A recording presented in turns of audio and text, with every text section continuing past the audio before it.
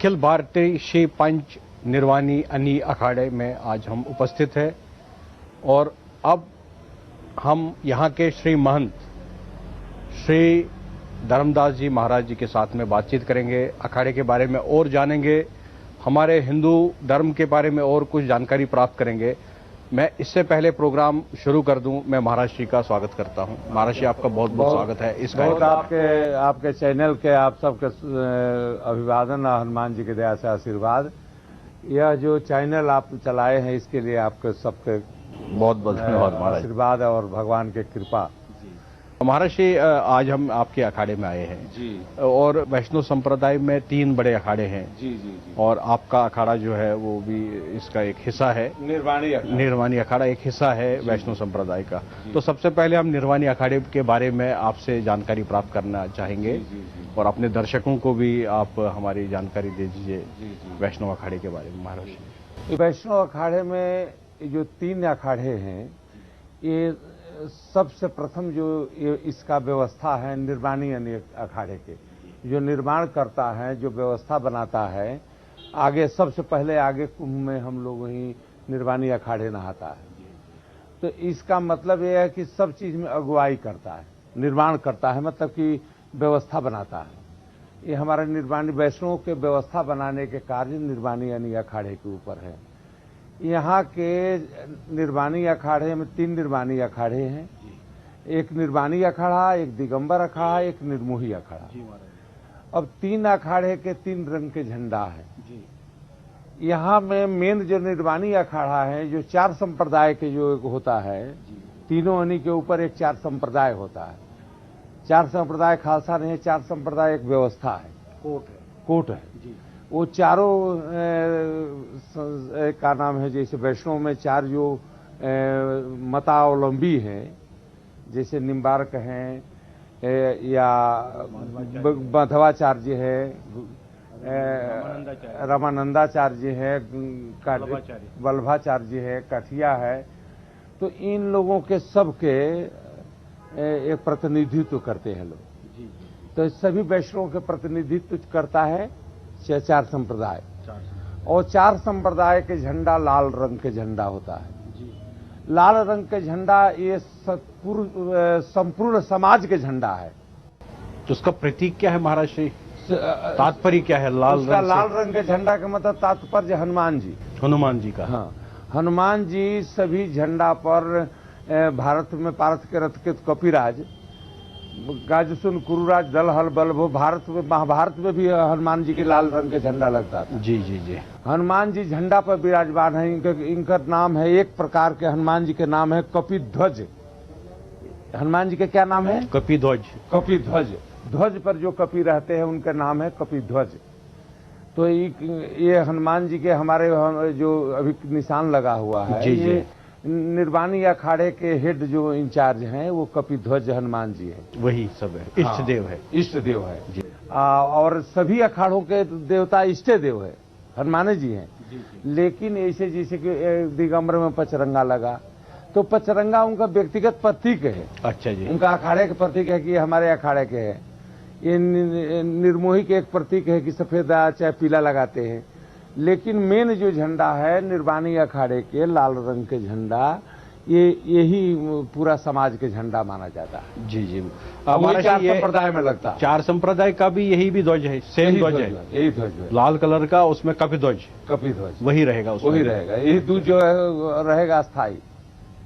और यह जो झंडा है या ये जो अखाड़े बने हैं केवल धर्म के रक्षा के लिए, और मनुष्य में धर्म की रक्षा किस तरह से हो जी, इसका एक प्रारूप संत महात्मा बनाए हैं। जी जी जी। वह प्रारूप है कि चरित्रवान मनुष्य हो, सचरित्र अपना जीवन यापन करे, अपव्यय न करे, और अपने माता पिता धर्म के अवलंबन लेके चले। अपने माता पिता, समाज, बड़े बूढ़े सबको समाज में आदर करते हुए भी वो आगे आदमी बढ़ता है।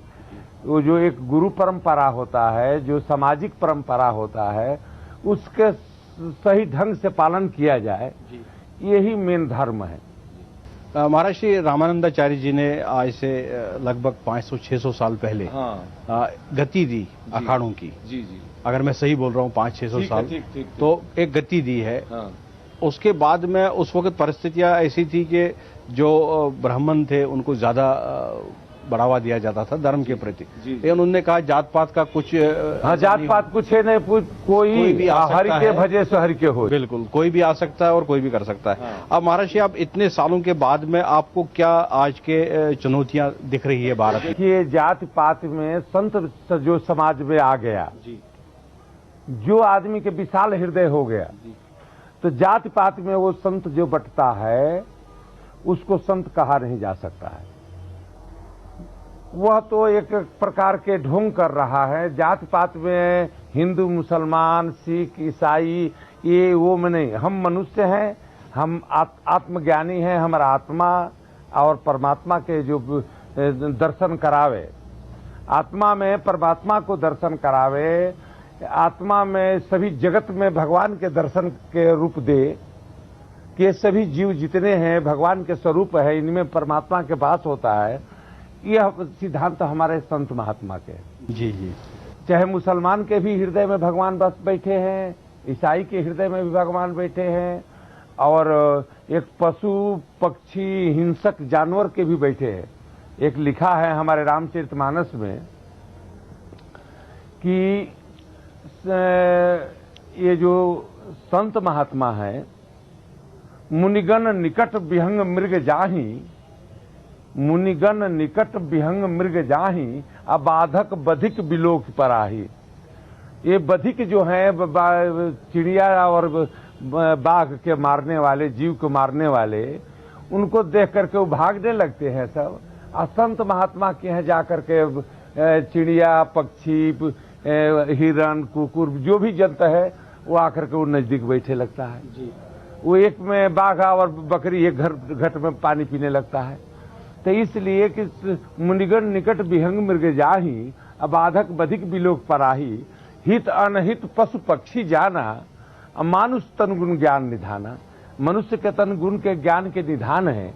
इसलिए मनुष्य को चाहिए कि संत के हृदय में किसी प्रकार के जीव में भेद नहीं रखना चाहिए जी। संत एक देश के नहीं होता है, संत एक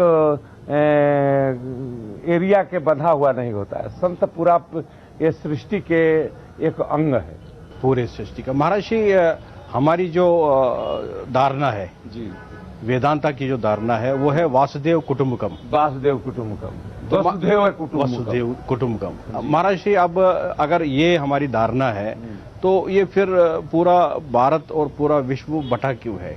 हम फिर भेदभाव क्यों कर रहे हैं? भारत में भी भेदभाव काफी ज्यादा हो रहा है। भारत में भेदभाव अज्ञानता के कारण। जो माया जो है परमात्मा के एक ऐसा माया है कि अपने भाई भाई में विवाद करा देता है। छोटे छोटे से अगर सभी हिंदुए हो जाएं, सभी ब्राह्मणे हो जाए तो ब्राह्मणों ब्राह्मण झगड़ा एक प्रवृत्ति है मनुष्य को, जीव को, कि वो झगड़ा करेगा। काम, क्रोध, मद, लोभ, ये माया के चक्कर में आकर के फंस जाता है। ये काम, क्रोध, मद, लोभ, ये इसी के कारण से आदमी मैं और मोर, हमारा है, ये मोर है, ये तोर है, ये तुम्हारा है, यही माया के स्वरूप है। ये भगवान जब संसार चलाना होता है तो सब साधुए हो जाएगा तो संसार कैसे चलेगा? तो भगवान ने एक मैं और मोर और तोर और ते माया एक लगा दिया। अगर ये नहीं लगाता तो सभी संत हो जाता, तो इस संसार के सृष्टि कैसे चलता? तो इस सृष्टि को चलाने के लिए परमात्मा के एक जो जोग माया है, परमात्मा के जो आह्लादनी जो शक्ति जो है, उसको कहते हैं जोग माया। उस जोग माया के कृपा से सब मैं और तोर, ते, ताय, तुम्हारा, हमारा, देश, समाज, भाई, ये तुम्हारा भाई है, ये हमारा भाई है, ये दूसरा है, पराया है, ये जोग माया के कृपा से। महर्षि, अब हम तो भगवान जो है, भगवान तो इस सृष्टि को और पूरी मानवता को अच्छा भी तो बना सकते थे। अच्छा बनाए हैं, अच्छा बनाए हैं, लेकिन अच्छा पहचानने के लिए अच्छी विचार आपको, अच्छा रहन सहन, अच्छे खान पान, अच्छे संगत, ये आपको अनिवार्य है कि आप उसको धारण करना पड़ेगा। अच्छे बनने के लिए कोई भी जब तक उतना परिश्रम नहीं करेंगे तब तक आप अच्छे नहीं बन सकते। ये संसार में अच्छे बनने के लिए अच्छे व्यक्ति के संगत, अच्छे रहन सहन, खान पान, अच्छी परिश्रम, तब अच्छे आदमी बनता है। महाराज जी, मानव धर्म है क्या? मानव धर्म, यह जो मानव धर्म है, दया अधर्म। दया जो है, सबके ऊपर प्रेम के भाव जो हैं, सबके ऊपर कृपा के भाव, सबके ऊपर, जैसे कि चींटी हैं, मानव धर्म आपको बता दें, जैसे चींटी हैं, चींटी को थोड़ा सा मीठा डाल करके दिया जाता है कि चींटी भी अपना भोजन करे, ये मानव धर्म है। पशु हैं, इतना अनाज लेकर के जानवर को छींट देते हैं कि जानवर खाएगा, ये जीव है, ये खाएगा तो हम हमारा आत्मा में फायदा होगा, ये मानव धर्म है। पशु हैं, उसको पानी पिला दिया, रोड पर जा रहा प्यासा है तो उसको पानी पिला दिया, उसको भोजन करा दिया, और सबके प्रति दया के भाव रखे कि ये सब भगवान के संतान हैं, भगवान के ये पूंजी है, इनको सुरक्षा करना हमारा धर्म है।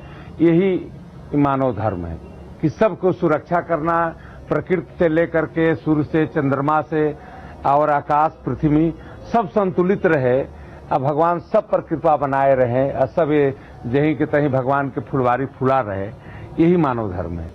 तो महाराज जी, जो अभी आज भारत में मानव रह रहा है, हाँ। किसी की भी जाति का हो, हाँ। तो आपस में झगड़ रहा है महाराज, तो धर्म ये के नाम आपस से झगड़ रहे हैं। ये धर्म के नाम पर झगड़ा नहीं होता है, ये केवल आप राजनीतिक लोग झगड़ा धर्म के नाम पर करते हैं, लेकिन धार्मिक आदमी को कोई नहीं, चाहे मुसलमान के धार्मिक हो, चाहे हिंदू के धार्मिक हो, चाहे किसी के धार्मिक हो, चाहे बौद्ध हो, चाहे वो भिक्षुक हो, चाहे कोई धार्मिक कभी नहीं लड़ा है, न कभी लड़ेगा।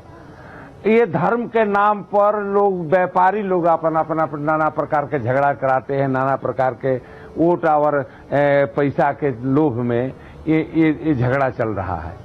नहीं तो धर्म झगड़ा तो केवल पैसा, वोट के लिए कि हम अहिर एक हो जाएं तो हमारा वोट बढ़ जाएगा, हम ब्राह्मण एक जगह हो जाएंगे तो हमारा वोट बढ़ जाएगा, हमारा लालच हमारा है कि हमारा 10, 100, 200 आदमी, 1000, 2000 आदमी हमारे साथ रहेंगे तो हमारा इज्जत बढ़ जाएगा।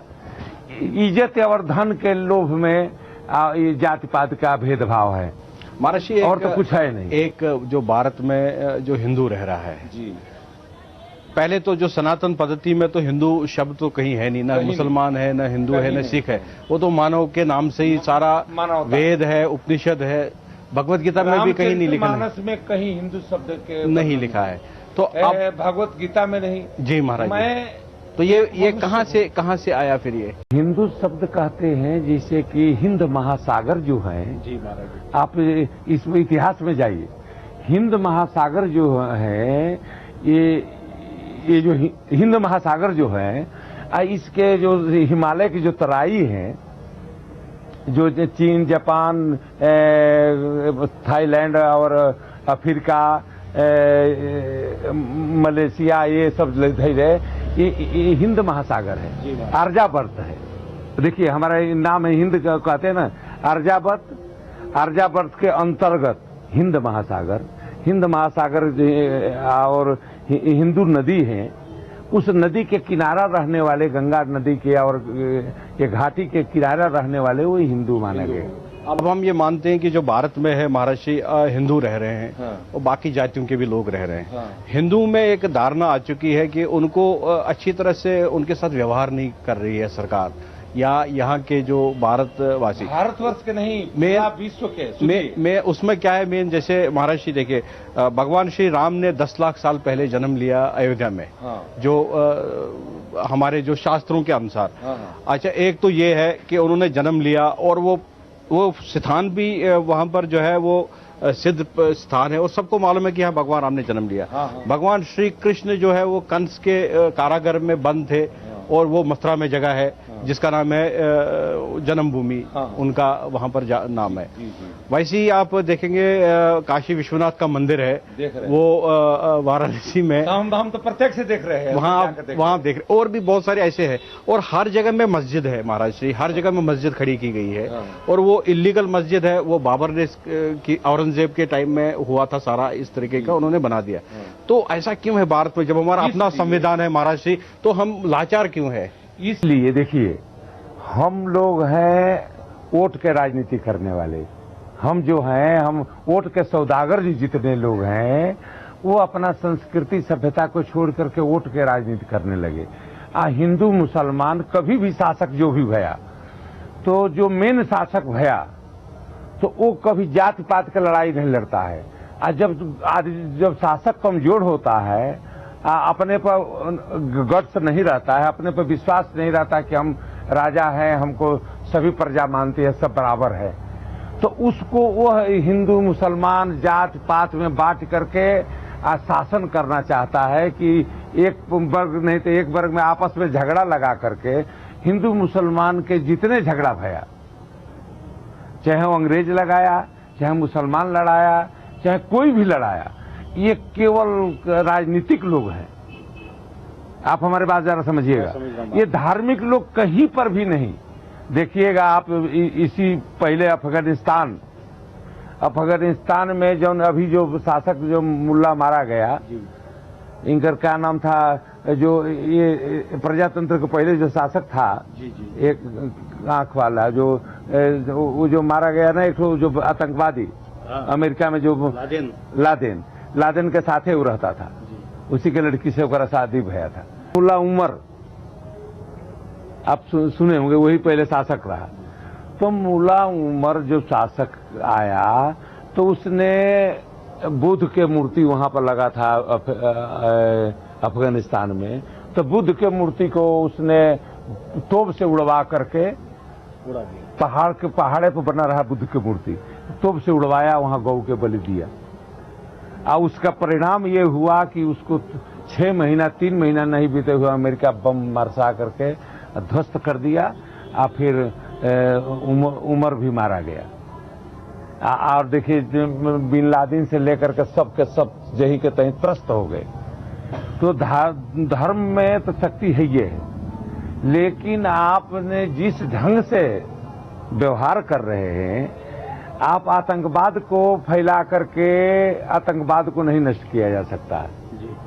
आप एक आतंकवादी हैं, आतंकवादी को आतंकवाद से नहीं खत्म कर सकते। आतंकवादी को तभी खत्म किया जा सकता है कि उसको अच्छे विचार दे करके। ये तो हमें कितना समय और इंतजार करना पड़ेगा कि जो हमारे अपने धरोहर है, वो धरोहर हिंदुओं को वापस मिल जाए?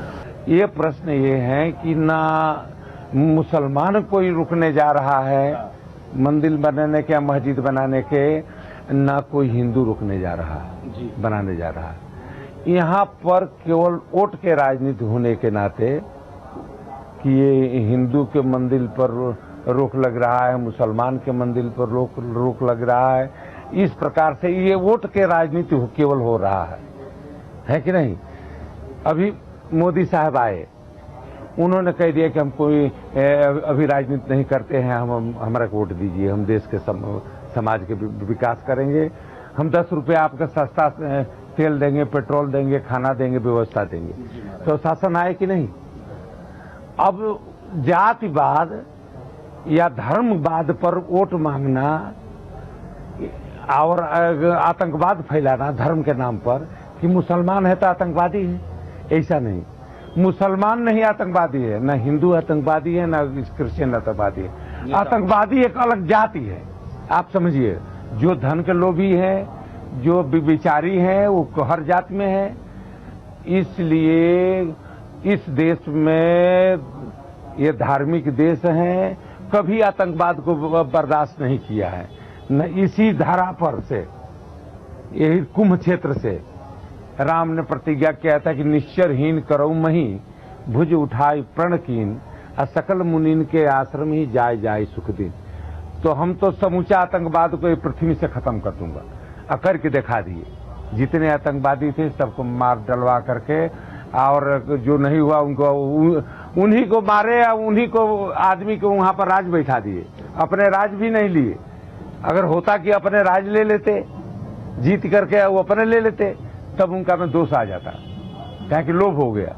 लेकिन नहीं, अंगद बाली को मारे तो उनका भाई के सुग्रीव को राजा बना दिए, रावण को मारे तो विभीषण को राजा बना दिए, या अहिरावण को मारे तो उनका लड़का का राजा बना दिए। जिस को मारे उसका उसी के संपत्ति दे दिए। अपने से खूब खुशी से आए, लेकिन शांति व्यवस्था कायम कर करके। अगर आतंकवाद हमारे घर के कोई लड़का हो, हिंदू के कोई लड़का हो, या मुसलमान का कोई लड़का हो, या कोई बड़े हो चाहे पुरनिया हो, चाहे कितना बड़ा भी साहसी या कितना बड़ा धनी और ताकत वाला व्यक्ति हो, उसको तत्काल इस देश से नष्ट कर देना चाहिए। अभी अपने देश में इतना फोर्स है, अगर देश के शासक ही गलत है इसलिए आतंकवाद है। अगर आज चाहे जाए पुलिस की 24 घंटा में भारत से आतंकवाद खत्म हो जाए तो 24 घंटा नहीं लगेगा, 12 घंटा में करके दिखा देगा। कौन पुलिस नहीं जानता क्षेत्र में कि हमारा कितना आतंकवादी है, अब कितना गुंडा बदमाश है, कौन गोली लेकर के घूम रहा है।